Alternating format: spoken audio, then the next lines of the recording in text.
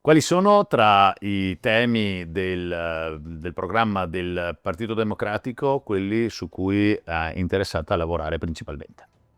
Allora, io sono interessata a lavorare principalmente nell'ambito della, sanità pubblica.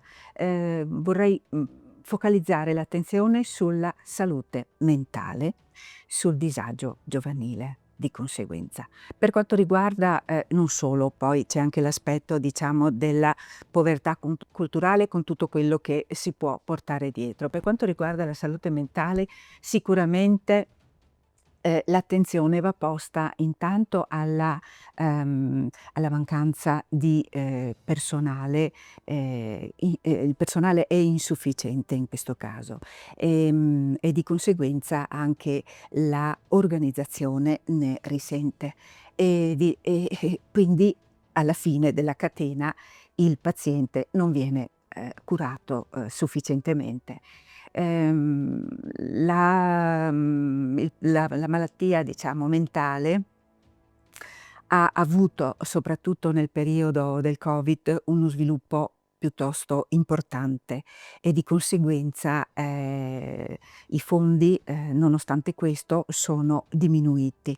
Ora, approfitto per dire che sabato 8 novembre ci sarà una grande manifestazione, a favore della sanità pubblica e della salute mentale nello specifico. Ecco, ma cosa farete voi per la sanità pubblica? Diciamo Visto che c'è che questa si manifestazione. cerca di riuscire a, trovare quei fondi che servono per almeno ristrutturare, i centri di accoglienza.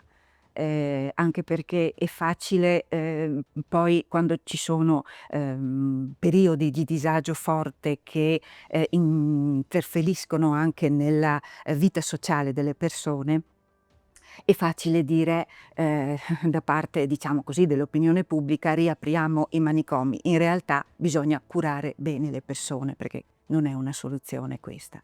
Come d'altronde anche per il disagio giovanile, che è un'emergenza sociale nel nostro territorio, ehm, anch'essa, con il Covid si è, aggravata sicuramente. Manca la figura all'interno degli istituti scolastici, fin da piccoli comunque, manca la figura dello psicologo di base, che avrebbe la funzione proprio di collegamento anche con la famiglia e dovrebbe rappresentare un pilastro all'interno della sanità pubblica. Esiste una legge che lo dovrebbe, promuovere come persona all'interno degli istituti, però non viene applicata. Ecco, quindi, sempre la questione dei fondi che vengono convogliati in altre situazioni. Per quanto riguarda, diciamo, restando nell'ambito dei giovani, sia per il disagio giovanile, e per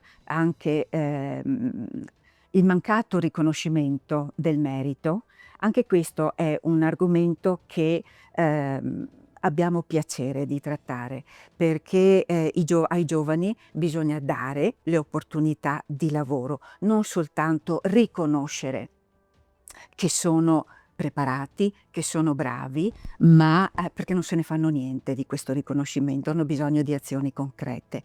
I giovani, non è corretto, da parte mia, ritenere che i giovani sono il futuro. I giovani sono il presente e hanno il diritto di vivere il presente con i bisogni, che hanno, perché hanno grandi difficoltà a potersi fare una famiglia, non possono farsi una famiglia con la situazione attuale. Quindi anche le strutture, le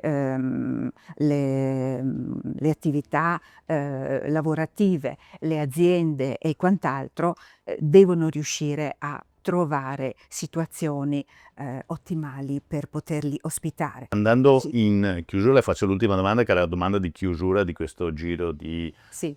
di candidati.